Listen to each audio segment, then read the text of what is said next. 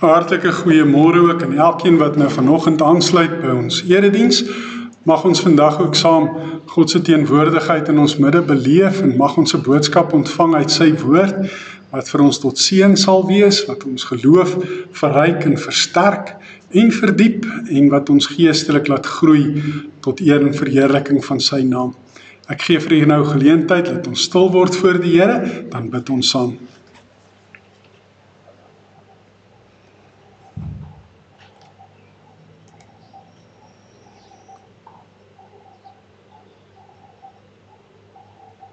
Almagtige, barmhartige God en Hemelse Vader, met dankbare harte kom ons weer vandag hier in u huis bymekaar, om vir u te sê dat ons u hartlik lief het, om weer terug te dink aan daardie nag, toe u mens geword het in Bethlehem. Om vir u dankie te sê vir elke dag wat aan ons lewens toegevoeg word. Om dankie te sê vir elke asemteug wat eintlik maar 'n wonderwerk is.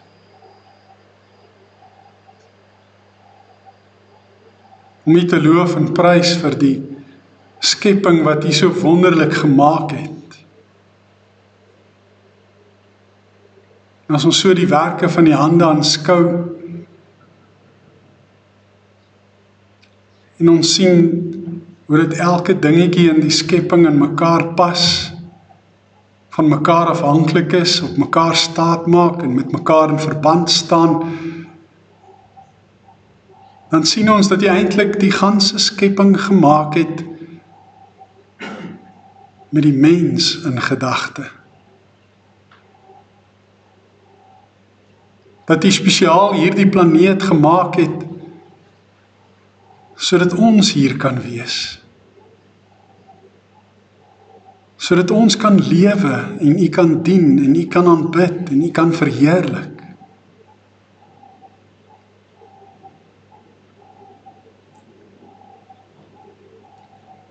Ons dankie Vader dat u ons 'n klein bietjie minder gemaak het as hemelwesens.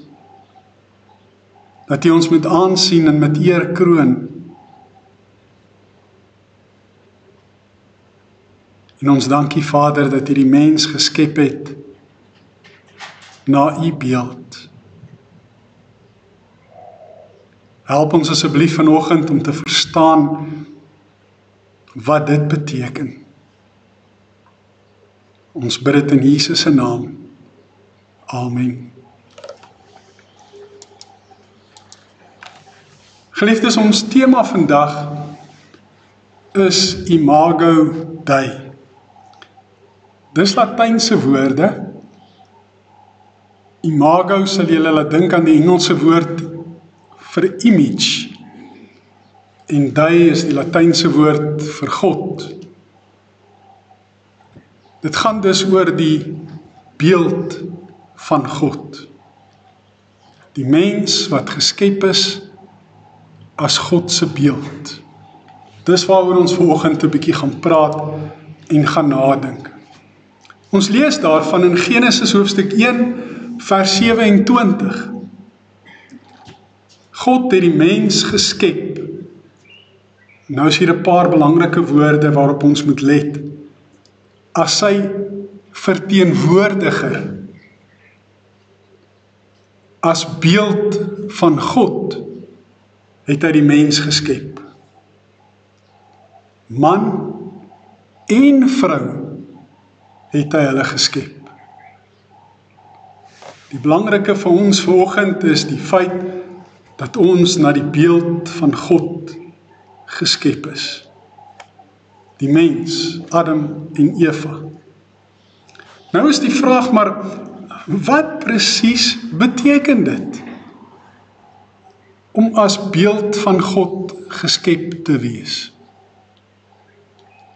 Hoe moet ons hier die woorde verstaan? Wat word daarmee bedoel? Ongelukkig word dit nie vir ons in die fynste besonderhede uitgespel op enige spesifieke plek in die Bybel nie. Daar is maar brokstukkies in die Bybel, oral deur die bladsye van die Bybel versprei, wat oor hierdie aangeleentheid praat. Maar wat beteken dit? Ek is seker as ek nou vir u geleentheid sou gee om vir my te sê wat u dink dit beteken, dat ek heel waarskynlik, hier's nou meer as 100 mense vanoggend in die kerk, heel waarskynlik meer as 100 antwoorde sou kry. Of baie naby daarin.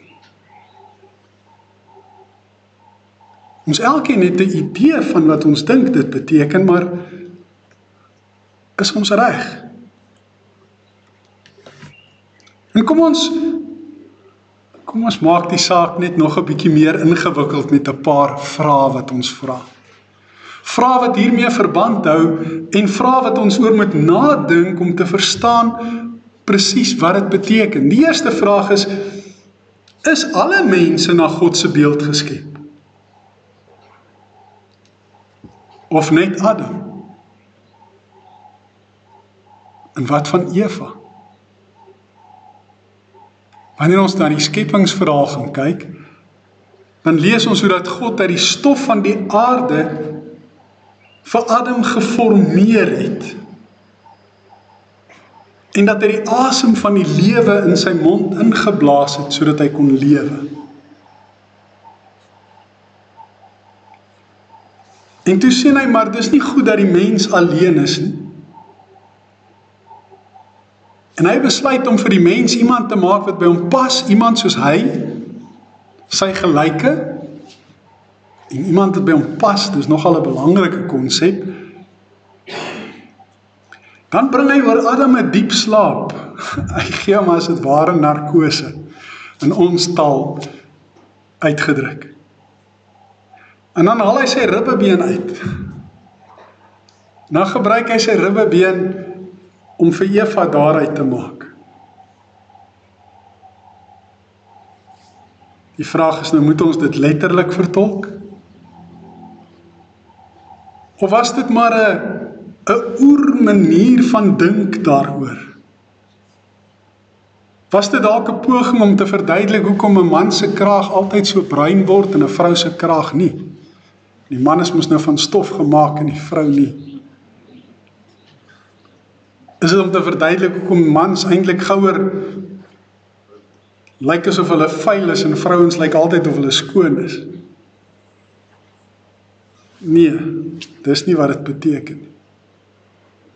Maar die vraag is, was net Adam na God se beeld geskep of was Eva ook? Die tweede vraag wat 'n belangrike vraag is waaroor ons moet nadink, is moet alle mense voor die voet, as gevolg daarvan dat ons almal na die beeld van God geskape is, waardig behandel moet word. Ons gaan nog daaroor mooi moet nadink. Wanneer ons sê dat ons na die beeld van God geskape is, beteken dit dat ons uiterlik soos God lyk. Dat God ook 'n kop het en 'n lyf, arms, hande, bene, voete.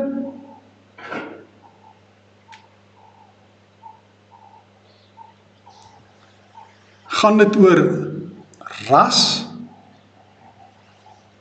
of etnisiteit, die volk waarin jy behoort? Het dit iets te doen met geslag? As ons sê dat Adam na God se beeld gemaak is, beteken dit dat God 'n man is, omdat Adam ook 'n man is? Of het dit slegs 'n innerlike betekenis? Gaan dit nie oor die uiterlike nie, maar oor die innerlike? Kom ons prikkel julle gedagtes nog verder. Is die beeld van God iets wat ons is? Of is dit iets wat ons het? Nou sal julle seker wonder, maar dis mos nou maar net 'n woordspeling, wat is nou die verskil tussen die twee? Ons gaan ook daaroor moet nadink. Dis 'n belangrike onderskeid. Watter invloed het die sondeval op die beeld van God gehad? Het die mense wat na Adam gekom het, nog steeds God se beeld gehad na die sondeval? Of het hulle dit verloor? Het alle mense na Adam en na die sondeval hoegenaamd nog enige iets van God se beeld oor in hulle?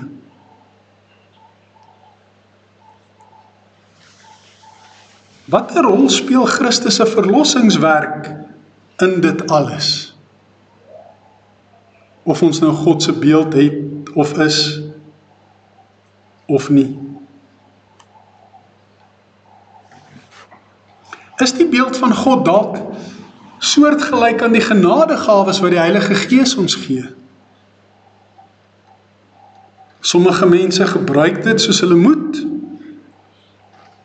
en ander mense het dit, maar hulle gebruik dit nie na behore nie.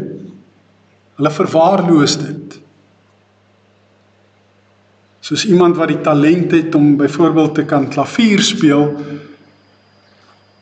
maar wat nooit voor die klavier gaan sit nie. En nooit 'n bietjie tokkel op die klavers nie. Kom ons gaan kyk 'n bietjie na al hierdie vrae. Kom ons kyk of ons antwoorde daarop kan kry.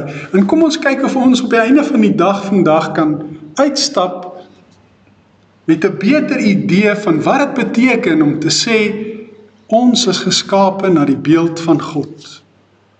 Of dan dalk liewer die mens, Adam, is geskape na die beeld van God. Kom ons praat oor die eerste een. Is alle mense na God se beeld geskep?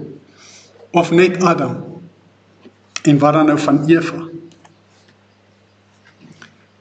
In Genesis 1 vers 27 het ons gelees, God het die mens geskep as sy verteenwoordiger. Wat beteken dit? Dit beteken dat die mens as kind van God hier op aarde God verteenwoordig, terwyl hy onsigbaar is. Met ander woorde, ons sigbare mense laat die onsigbare God sigbaar word wanneer ons aan hom gehoorsaam is en ons doen wat hy van ons verwag. Kom ek gebruik 'n praktiese voorbeeld. Iemand bid.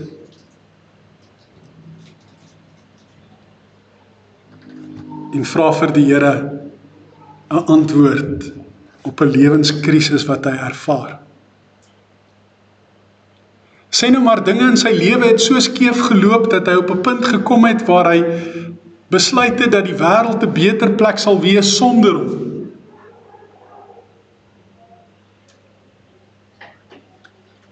En hy is op die punt om 'n einde aan sy lewe te maak. Maar in sy worsteling met hierdie gedagtes, bid en vra hy vir die Here, of daar nie op 'n manier tog maar uitkoms kan wees. En dan kilometers verder, lê die Here deur die werking van die Heilige Gees dit op die hart van 'n vriend van daardie persoon, om sy telefoon op te tel en die persoon te bel. Hy weet nie hoekom hy dit moet doen nie. Hy het eintlik geen rede om dit te doen nie. Hy het lanklaas met sy vriend gepraat. En hy is eintlik besig, hy het 'n klomp goed waarmee hy besig is en wat hy moet doen. Hy het eintlik nie nou tyd of regtig lus om te bel nie, maar in hom is daar hierdie bewussyn deur die Heilige Gees wakker gemaak dat hy sy foon moet optel en hy moet bel. Dan vat hy sy foon en hy bel sy vriend. En daardie oproep red sy vriend se lewe. Want daardie oproep is vir daardie persoon 'n antwoord van God op sy gebed. Sy vriend was in daardie oomblik God se verteenwoordiger op aarde. Hy het die onsigbare God vir sy vriend sigbaar gemaak toe dit gebeur het. Dis wat dit beteken om verteenwoordiger van God te wees. Om namens God liefde te bewys aan iemand wat liefde nodig het. Om iemand wat in nood is, 'n nood te verlig. God gebruik ons as sy verteenwoordigers om mense wat tot hom roep om hulp te snel. Die onsigbare God word dan so sigbaar gemaak deur mense wat hom verteenwoordig, wat sy ambassadeurs is hier op aarde. Genesis 1 vers 27 sê ook, God het die mens as beeld van God geskep. En daar in die begin bladsye word van Adam gepraat as die mens. So die mens Adam is na die beeld van God geskep. Die vraag is nou, wat van die ander mense? Wat van Eva? Net in die volgende sinnetjie word daar gesê, God het die mens as man en vrou geskep. So dis nie net Adam wat na die beeld van God geskep is nie. Eva is ook na die beeld van God geskep. Wat dan nou van die ander? Beide Adam en Eva is dus as beeld van God geskep. Nou is die vraag, maar wat het gebeur na die sondeval? Nadat hulle geluister het vir die verleiding van die duiwel en geëet het van die boom van kennis van goed en kwaad en hulle uit die paradys uitgejaag en verdryf is. Ons lees in Genesis 9 vers 6, na die sondvloed, met ander woorde, nadat Noag nou uit die ark uitgekom het, hy en sy familie. God het die mens gemaak as sy verteenwoordiger. Waarom word beeld van God nie weer genoem nie?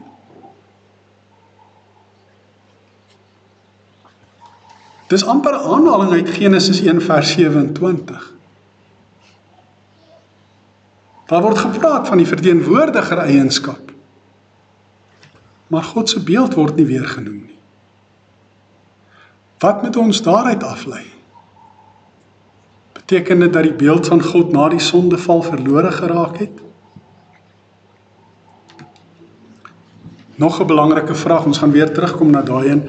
Moet almal as gevolg daarvan ewewaardig behandel word? Sê nou maar, alle mense is volgens die beeld van God geskep. Moet ons alle mense dan nou ewewaardig behandel?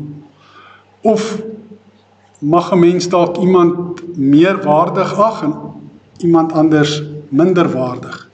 Jakobus 3 vers 9 lees ons, met die tong loof ons die Here en Vader en met die tong vloek ons die mense wat as die beeld van God gemaak is.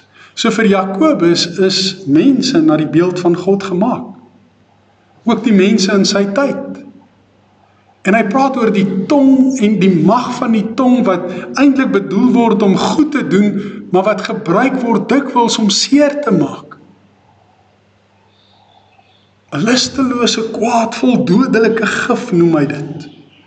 Mense gebruik dieselfde tong waarmee hulle lofliedere sing en God aanbid, om ander mense wat na die beeld van God geskape is te vloek. Om hulle dus nie na waarde te ag nie. En ons weet ook dat die menseregte beweging daarvan hou, om hierdie imago Dei gedagte, die feit dat ons na die beeld van God geskape is, te gebruik wanneer hulle veg vir die waardigheid en die regte van alle mense. Hulle sê, omdat alle mense na die beeld van God geskape is, daarom mag jy nie teen iemand diskrimineer nie.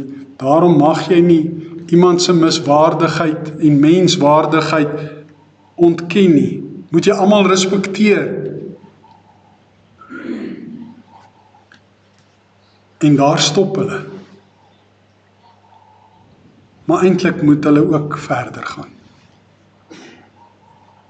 Verder gaan, want dit beteken nie dat wanneer ons alle mense se waardigheid erken en ons nie teen ander mense diskrimineer nie, wanneer ons ander mense respekteer nie, dat ons ook moet goed praat en goedkeur wat hulle verkeerd doen nie. Die menseregte beweging stel nie belang in wat reg en verkeerd is, in 'n morele sin van die woord, in dieselfde mate waarin hulle belangstel in menswaardigheid en in geen diskriminasie en respek nie. Daar's 'n verskil om iemand te respekteer en waardig te behandel en om sy goeie dade voor dankbaar te wees, maar sy verkeerde dade nie goed te praat nie en nie goed te keer nie. Gaan dit oor uiterlike voorkoms? Gaan dit oor ras of etnisiteit? Gaan dit oor geslag? Man of vrou? En ek wil nou nie op al die ander moontlikhede ingaan nie. Of het dit dalk slegs 'n innerlike betekenis? Hieroor het mense al baie gespekuleer. Baie mense sê, ja, dit gaan oor uiterlike voorkoms. Dit gaan daaroor, want daar word in die Bybel gepraat van God steek sy hand uit om jou te help. God hou jou in sy hand vas. Daar word gepraat van sy voete. Hy het sy troon in die hemel en die aarde is sy voetstoel. Wanneer God beskryf word, word daar gepraat ook van sy voorkoms, sy gelaat, soos die van 'n hemelwese, soos iemand met 'n liggaam. En daarom dink hulle dat dit gaan oor uiterlike voorkoms. In Genesis 5 lees ons vers 1 tot 3. Hier volg die geslagsregister van Adam. Toe God die mense geskep het, het hy hulle gemaak as beeld van homself. Man en vrou het hy hulle geskep, en hy het hulle geseën en hulle mens genoem toe hulle geskep is. En toe Adam maar rype 130 jaar oud was, het hy die vader geword van 'n seun. En van hierdie seun word gesê dat hy ook sy vader se beeld gehad het, een soos hy self. En Adam het hom Set genoem. En nou sal die van u wat die Bybelgeskiedenis goed ken, vra maar, wat het van Kain en Abel geword? Hoekom word hulle nie in die geslagsregister genoem nie? Met die eerste oogopslag wil dit voorkom, asof dit oor uiterlike voorkoms gaan, asof Set gelyk het soos Adam, en dat hy daarom sy pa se beeld vertoon het, en dat Adam gelyk het soos God, en dat hy God se beeld vertoon het, uiterlike voorkoms. Mens kry dit baie, dat 'n kind lyk soos sy pa, of soos sy ma, partykeer selfs soos sy oupa, of soos sy oom, of soos sy tannie. Daardie uiterlike ooreenkomste. Maar hoekom word Kain en Abel hier nie genoem nie? Gaan dit oor die feit dat Abel nie meer leef nie, omdat Kain hom vermoor het?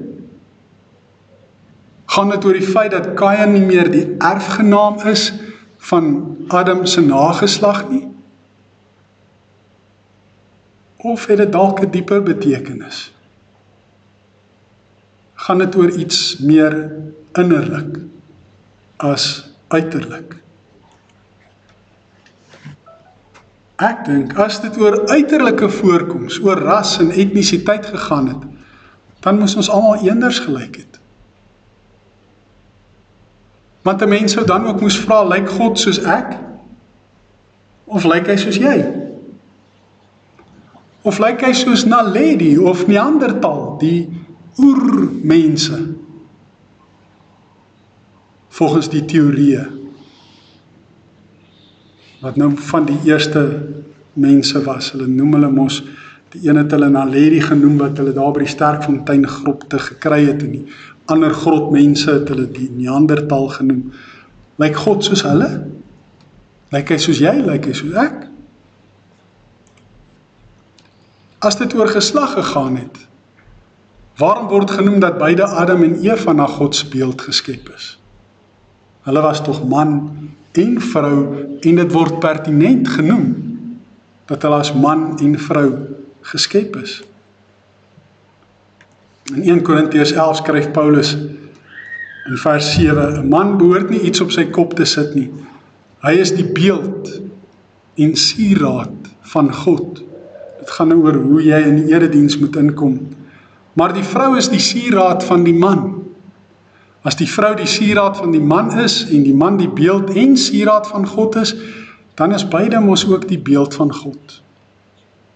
Of is dit nie waar nie? In daardie gedeelte gaan dit daaroor of 'n vrou 'n hoofbedekking moet dra wanneer sy in 'n erediens inkom, en dan sê Paulus die hoofbedekking wat 'n vrou dra is 'n teken van haar onderwerping aan haar man. Sy is die sieraad van haar man, die man is die beeld en die sieraad van God. Nou wat is sieraad? Nou binnekort gaan hier weer 'n kersboom staan. Die kersboom het naamkaartjies op, en ons gaan weer vir kinders kersgeskenkies koop. Maar aan die kersboom kom daar ook allerhande versierings.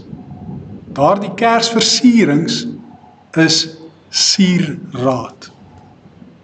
Die juwele wat 'n vrou maar nek dra, of in haar ore dra, of 'n ring wat sy aan het, is sieraad. Dis wat die woord sieraad beteken. Paulus sê die man is die beeld en die sieraad van God. Dit wil voorkom asof die beeld van God eerder 'n innerlike as 'n uiterlike betekenis het. Juis omdat ek nie dink God lyk soos ek nie, of soos jy nie, of soos die Neandertal of Naledi of een van die oermense nie. Dink nie dit gaan oor uiterlike voorkoms nie. Die Dordtse leerreëls help ons daarmee. Want in hoofstuk 3 en 4 lees ons daar by die verdorwenheid van die mens oor sy bekering tot God en die wyse waarop dit plaasvind. By die eerste punt, die mens is van die begin af na die beeld van God geskep. En dan verduidelik die Dordtse leerreëls hoe ons dit moet verstaan. Verstandelik was hy toegerus met ware en heilsame kennis van sy Skepper en van geestelike sake. So die mens het 'n verstand anders as die dier. 'n Verstand waarmee jy kennis het van God en van hoe om verlos te kan word. Kennis waaroor 'n dier nie beskik nie. Verder het die mens ook in sy wil en hart 'n toegerustheid met geregtigheid. En aanvanklik voor die sondeval was sy hele gesindheid suiwer. Hy was dus volkome heilig. So vir die belydenisskrifte beteken dit om na die beeld van God geskape te wees, dat jy God se geregtigheid en God se heiligheid vertoon. En aanvanklik het Adam en Eva dit gedoen, totdat die sondeval gekom het. Nou die ander vraag, ons gaan 'n bietjie weer terugkom na die Dordtse leerreëls toe. Is dit iets wat ons is, of is dit iets wat ons het? Nou kom ons by professor Johan Adam Heinz uit. Jy sal onthou dat hy in die 80er jare die moderator was van die Nederduitse Gereformeerde Kerk, dat hy 'n vooraanstaande teoloog en leierfiguur is. Hy is seker een van die mees gepubliseerde Afrikaanse teoloë wat ons nog opgelewer het. My boekrak het net so 'n klomp boeke wat alles Johan Hein se boeke is wat deur hom geskryf is. Hy het geskryf dat die beeld van God iets is wat ons is. Hy skryf so, dat die mens die beeld van God verloor het as gevolg van die sonde, kan nie beweer word nie. Dis sy opinie. Ons het nie die beeld van God verloor nie. Eenvoudig omdat hy nie die beeld het nie, maar die beeld is. As ek iets is, dan is dit nie iets wat ek kan verloor nie. Ek kan net iets verloor wat ek het. Ek kan net 'n besitting verloor. Maar as ek iets verloor wat ek is, dan verloor ek eintlik myself. En dit kan nie gebeur volgens Heinz nie. Ewemin, skryf hy, is die beeld die onaantastbare, nie kwesbare en onbereikbare kern van die menswees wat die sonde dus vrygespring het. Hoekom sê hy so? Hy sê, want die sonde het die mens na sy diepste wese aangetas, en tog het dit nie die mens verander in 'n duiwel nie. Die mens het mens gebly, hy het nie 'n duiwel geword nie. Hy het nog steeds dus die beeld van God gebly. Maar dan nie vanweë sy eie inherente, met ander woorde dit wat hy binne in homself het, deur die sonde onaantastbare kwaliteite nie, maar enkel en alleen op grond van God se genade. So na die sondeval, sê Heinz, het ons die beeld van God gebly. Ons het dit nie verloor nie, want dis nie iets wat ons het nie, dis iets wat ons is. My vraag is Prof Heinz 100% korrek? Goed, uiteindelik is ons weer terug op die lig, na die kragonderbreking en die kragopwekker daarom weer werk, en die skerms weer aangekom het, en ons is terug by die vraag of Prof Heinz 100% korrek is, en of ons met hom moet saamstem of nie. Is ons steeds die beeld van God na die sondeval? Is ons nog steeds die beeld van God na die sondeval? My vraag is, was Kain die beeld van God toe hy sy broer Abel vermoor het?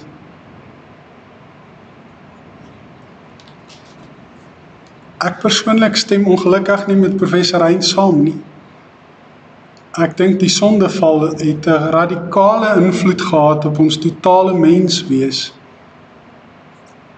En het die beeld van God waarvolgens ons geskape is, radikaal verduister.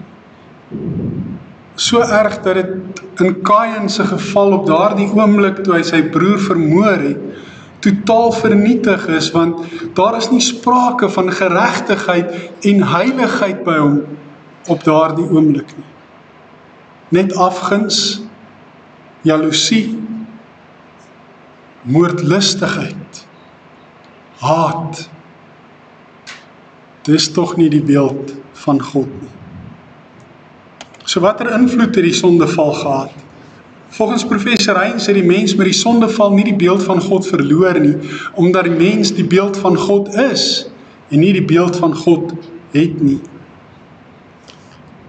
As ons kyk na hoe die Dordtse leerreëls vervolg op dit wat ons nou gelees het uit die Dordtse leerreëls, dan sien ons deur die ingewing van die duiwel en uit sy eie vrye wil het die mens hom van God losgeskeur en homself van hierdie uitnemende gawes beroof, die gawes van verstandelike kennis van die verlossing en van God, die gawe van geregtigheid, die gawe van heiligheid.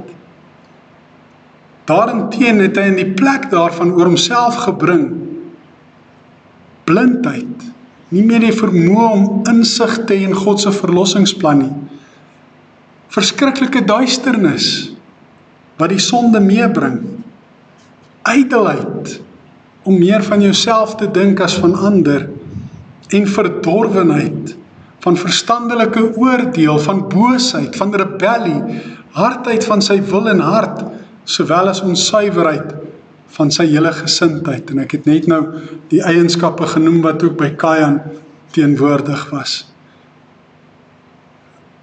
Ek dink die sondeval het veroorsaak dat die mens opgehou het om God se beeld te vertoon.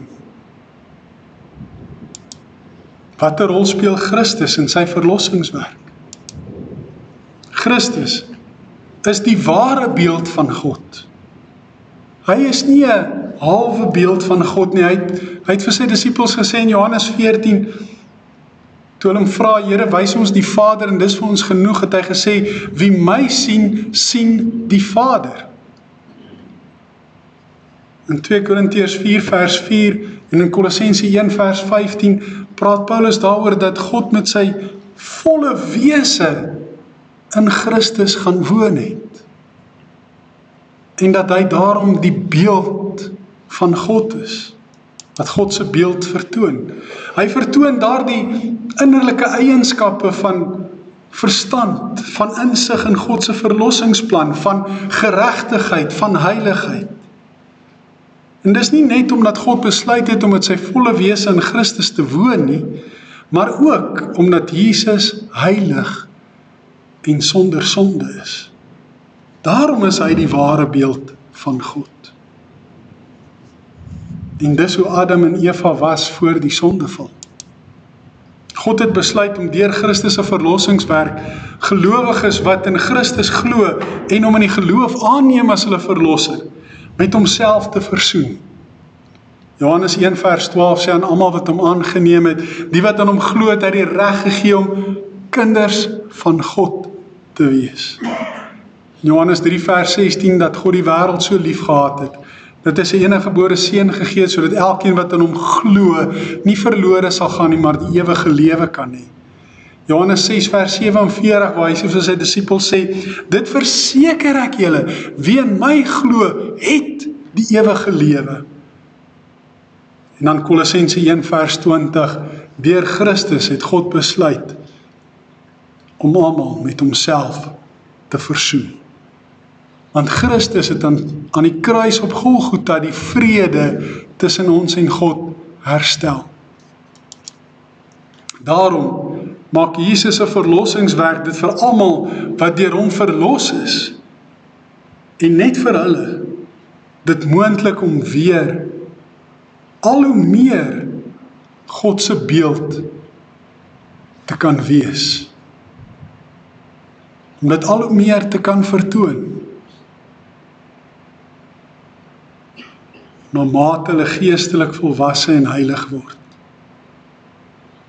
So hoe meer hulle geestelik groei, hoe sterker hulle word in hulle geloof, hoe meer hulle op die pad van heiligmaking elke keer wanneer hulle sonde doen tot bekering kom. Hoe meer hulle begin word soos Jesus, hoe meer vertoon hulle weer dit wat hulle oorspronklik bedoel was om te wees. Beelddraers van God. En dis waarom Johannes die Doper ook byvoorbeeld gesê het, dat Jesus al voor hom daar was, alhoewel Jesus na hom gebore is. En hy ook gesê het, dat Jesus moet meer word, en ek minder. Piet Smit sing ook 'n liedjie, wat het pragtig verwoord, ek wil so graag wees soos Jesus. Ek wil so graag reg wees as hy kom, want ek word meer en meer en meer soos Jesus. En hoe meer ek soos Jesus word, hoe meer vertoon ek die beeld van God. Is dit daarom dalk soos die genadegawes wat ons ontvang, maar almal beoefen dit nie behoorlik nie? Ons word gebore met talente, byvoorbeeld om sportief te wees, 'n goeie atleet, 'n goeie rugbyspeler, 'n goeie hokkiespeler, goeie cricketspeler, om musikaal te wees, om te kan klavier speel of gitaar speel of mooi te kan sing, die talent om slim te wees, om briljant te wees as dit kom by daardie vakke wat so moeilik is, soos wiskunde en wetenskap. En allerhande ander talente. Maar uitverkorenes van God, wat uit genade deur God uitverkies is nog voor die skepping van die wêreld af, Hulle word wedergebore met die algemene gawes, soos geloof, hoop en liefde wat alle gelowiges het. En ook die vrug van die Gees van Galasiërs 5 vers 22 en 23, die liefde, vreugde, vrede, geduld, vriendelikheid, goedhartigheid, getrouheid, nederigheid, selfbeheersing. Al die gelowiges kry dit wanneer hulle wedergebore word. Ons noem dit die algemene gawes, en dan is daar ook die individuele gawes. Dis gawes wat die Heilige Gees gee, soos hy wil, en soos wat hy dit nodig ag. Gaan lees maar 1 Korintiërs 12 tot 14, moenie net gedeeltes uit 1 Korintiërs 12 tot 14 lees nie, want dan verstaan jy nie die volle werking daarvan. En dan raak jy verlei deur die sensasionele aspekte van hierdie individuele gawes. En verstaan jy dit verkeerd, soos wat in baie Pinkster en Pentakostalistiese kringe gebeur. Is dit dalk soos die genadegawes wat ons ontvang, maar nie almal behoorlik beoefen nie, dit vervolg. As ons kyk na 1 Korintiërs 12 tot 14, ook Efesiërs 1 en 4, dan sien ons God se doel met die genadegawes, is om die gemeente as liggaam van Christus daardeur op te bou. Ons kry dit sodat ons dit kan gebruik om vir mekaar tot diens te wees, om mekaar daardeur op te bou. En daarom moet gelowiges dit ordelik benut en beoefen tot sy eer en tot opbou van die kerk. Daar in die gemeente in Korintiërs het die ouens die spreek in tale verkeerd verstaan. Hulle het 'n groot lawaai gemaak. Dit het in chaos ontaard en dit was onordelik. En daarom sê Paulus, God is 'n God van orde in hoofstuk 14 vers 33. En dat dit wat in die kerk ordelik moet gebeur. En as jy 'n gawe ontvang het wat net tot jou eie voordeel is, beoefen dit dan by die huis. Dis net die gawes wat tot voordeel van die gemeente is en wat die gemeente as liggaam van Christus opbou, wat jy in die gemeente beoefen. Maar dan moet jy dit op 'n ordelike manier doen. Dis die reëls en die riglyne wat Paulus daaroor neerlê.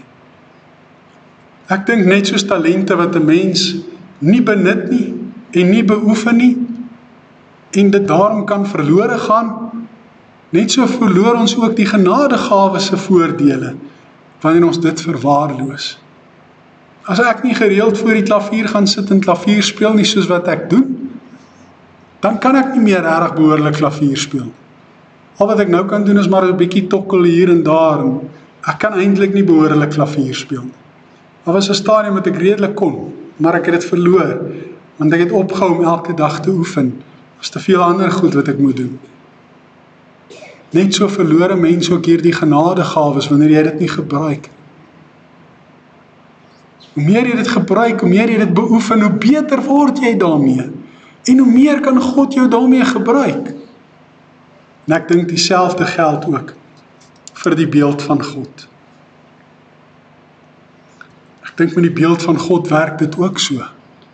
Na die sondeval het ons dit verloor. Met Christus se verlossingswerk het die moontlikheid begin ontstaan dat ons weer beelddraers van God kan wees.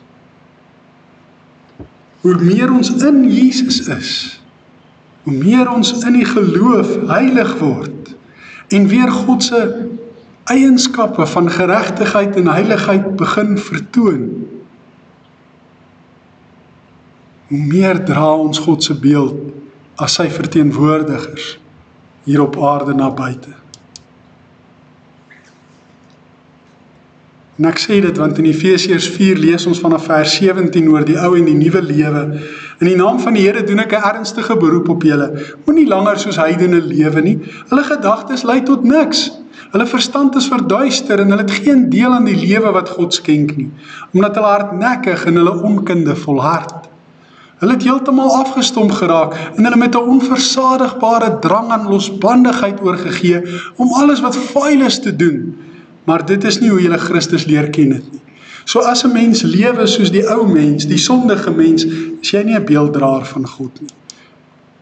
Julle het toch van hom gehoor en omdat julle sy volgelinge is julle onderrig volgens die waarheid wat in Jesus is. Hou dan op om te lewe soos julle vroeër gelewe het. Breek met die ou sondige mens in julle, wat deur sondige begeertes verteer word.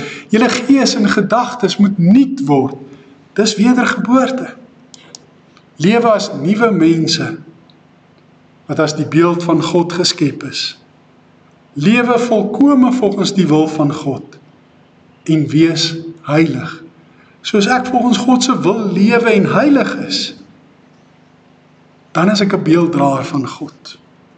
Dan lewe ek as 'n nuwe mens.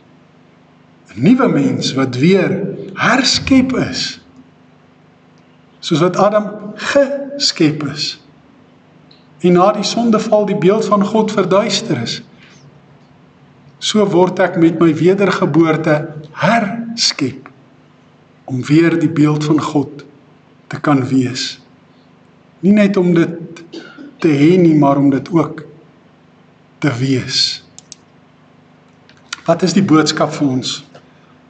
Soos vers 24 sê, met ons lewe as nuwe mense wat as die beeld van God geskep is. As God se verteenwoordigers. Ons moet volkome volgens die wil van God lewe en ons moet heilig wees. Ons moet beelddraers van God wees. Mense moet God in ons lewe kan raak sien. Nie in ons uiterlike voorkoms nie, maar in ons gesindheid, in ons liefde wat ons uitleef en die manier waarop ons God gehoorsaam wanneer hy dit op ons hart lê om iemand in nood te help en te by te staan. Soos daardie verhaal van die telefoonoproep waarvan ek in die begin gepraat het.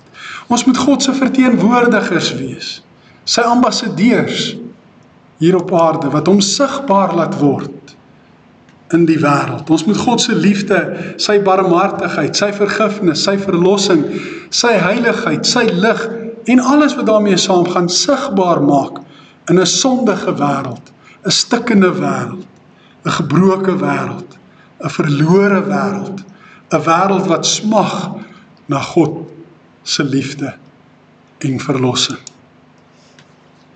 En so word ons God se sieraad, nie net sy beeld nie, maar ook sy sieraad. Iets moois, soos 'n versiering aan 'n kersboom.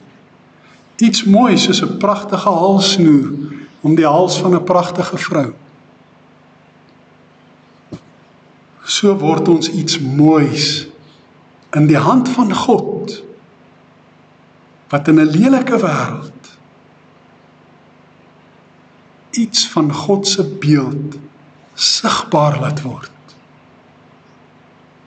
En dit kan ons alleenlik doen deur God se genade, deur die Heilige Gees wat in ons woon te gehoorsaam en deur meer en meer te word soos Jesus. Amen. Kom ons bid saam. Hemelse Vader, baie dankie dat ons vandag die voorreg gehad het om bietjie te kon nadink oor wat dit beteken om u beeld te wees, om u beeld te dra, om u verteenwoordigers in hierdie wêreld te wees. Here, ons moet kom bely dat ons so dikwels toelaat dat die sonde u beeld in ons verduister en verwoes en vernietig.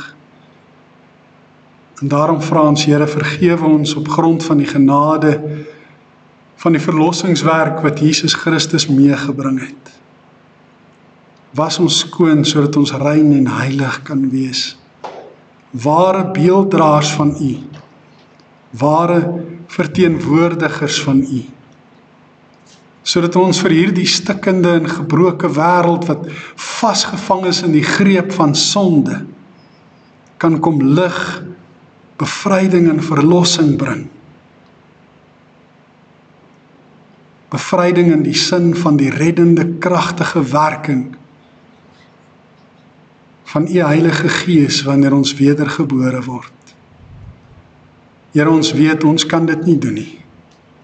Ons kan nie uit ons eie uit wedergebore word nie, en ons kan ook nie ander mense laat wedergebore word nie. Ons weet, dis u werk, en daarom los ons dit in u bekwame hande. Maar ons wil ook onsself beskikbaar stel.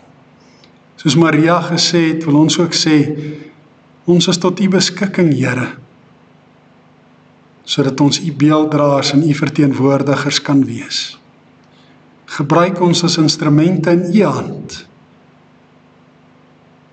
om die noodkrete van die wêreld nie net te hoor nie, maar ook daadwerklik aan te spreek.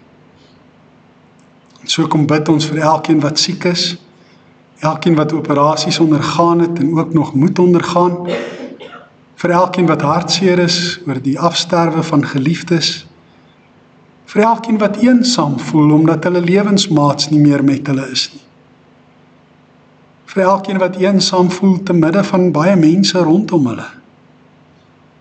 Ons bid vir elkeen wat arm is,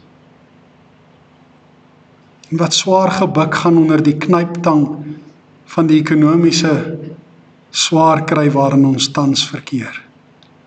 Ons bid vir elkeen wat hulle werk verloor, ook in die afgelope tyd waar daar so baie mense oral afgedank is. Here, ons bid dat die genade vir ons genoeg sal wees. Ons bid vir vrede in die wêreld. Ons bid vir regerings wat behoorlik regeer.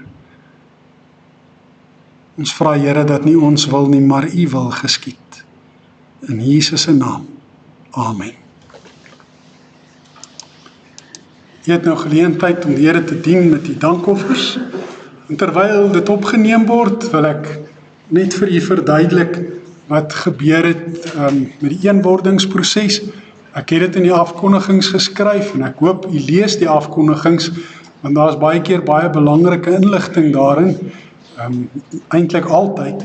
Hierdie keer het ek 'n briefie vir u geskryf in die afkondigings wat die eenwordingsproses verduidelik, wat vir u verduidelik dat dit op ys geplaas is. Wat gebeur het, is dat Unitas Park gemeente gevra het vir uitstel van die proses. Hulle wil eers 'n gemeentevergadering hou en daarna weer verder gesels. Ons het toe nou by mekaar gekom, die 3 predikante, en ons het gepraat oor hierdie uitstel, wat eintlik vir ons baie moeilik is, omdat ons nie alles gaan afgehandel kry wat afgehandel moes word nie. En ook vir Luxdeyo, omdat dit vir hulle ook kritiese belangrike besluite na vore roep. En by die geleentheid het ons toe nou gepraat oor knelpunte, ons het gepraat oor die finansies wat maar altyd swaar op ons lê en wat maar altyd 'n struikelblok is.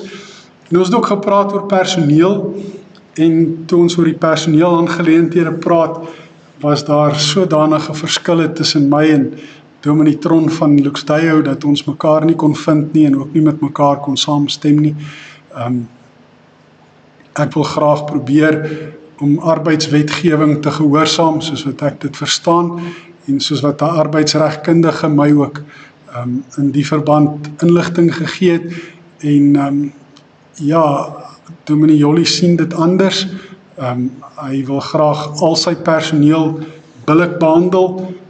My argument is, ons kan nie net sy personeel billik behandel nie, ons moet al die personeel billik behandel, en om verpligte skeidingspakkette vir die personeel van Unitas Park te gee, sou arbeidswetlik onregmatig wees en onbillik wees, soos wat dit vir my lyk, en soos wat die arbeidsregkundige ook gesê het, en daarom sien ek nie my weg oop om 'n ooreenkoms te teken of aan te gaan wat nie in lyn is met arbeidswetgewing.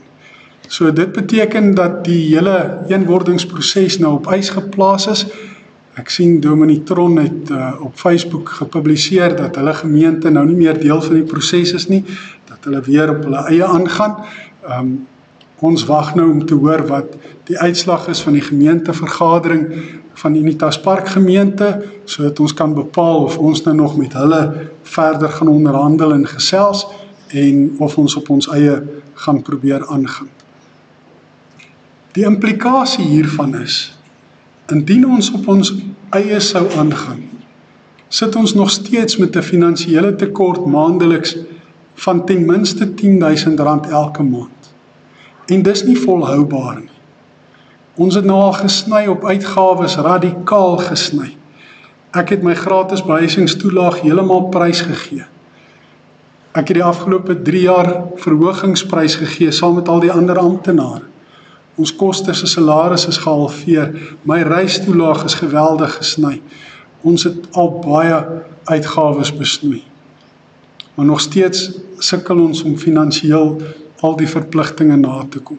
So as al die lidmate in ons gemeente ook die 50% wat nie bydra nie. Begin om dankoffers te gee, begin om betrokke te raak, dan kan ons op ons eie steeds voortgaan. Maar as dit nie gebeur nie, dan gaan ons onvermydelik gedwing word om 'n ander plan te moet maak en om ander groot besluite te moet neem. Ons het geld in die bank op belegging en ons gebruik van die rente daarvan soos wat ons nodig het, nie alles nie, maar van dit. Maar dit kan nie vir altyd hou nie. As ons elke maand aanhou met te verlies, dan gaan die geld op 'n stadium opraak. En as al die geld op is, dan sit ons regtig met 'n probleem. So, dis nog 'n paar jaar voordat ek aftree. Ek het nog 6 jaar voordat ek moet aftree, op 65. So, dan eers kan 'n mens dalk 'n goedkoper dominee beroep, maar selfs om 'n goedkoper dominee te beroep, kan ons op hierdie stadium ook nie regtig behoorlik bekostig nie. So, jy moet die erns van die aangeleentheid besef, asseblief, en ek vra ook vir geduld. Ek het verlede keer gevra vir geduld rondom die nissies, en alles rondom die gedenkmuur. Moenie oorhaastige besluite neem nie, maar ek vra ook vir geduld oor al die ander aangeleenthede. Kom ons gee net vir Unitas Park geleentheid om hulle geselse te gesels en om te praat waaroor hulle wil praat, om die goed na die tafel toe te bring wat hulle na die tafel toe wil bring. Dan kyk ons of ons oplossings kan kry vir die probleme en dan tackle ons die situasie van daar af weer. Dan pak ons dit weer aan en dan gaan ons voort. Maar voorlopig vra ons vir die bid saam met ons. Wees geduldig. En ons vra vir al die lidmate wat onbetrokke is en wat nie dankoffers gee nie. As julle enigstens kan, al is dit net R10 of R20 'n maand, maak nie saak nie. Asseblief help ons daarmee. Ook ons virtuele bazaar is op hierdie stadium nog maar doodstil. Daar gebeur bitter min op daardie gebied. Miskien is dit omdat mense dalk dink ons gaan nou een word en die geld gaan dan nou vir 'n ander kerk. Dit bly nog steeds ons kerk. Dit bly nog steeds vir ons waarvoor dit gaan. Dit gaan nie vir iemand anders nie.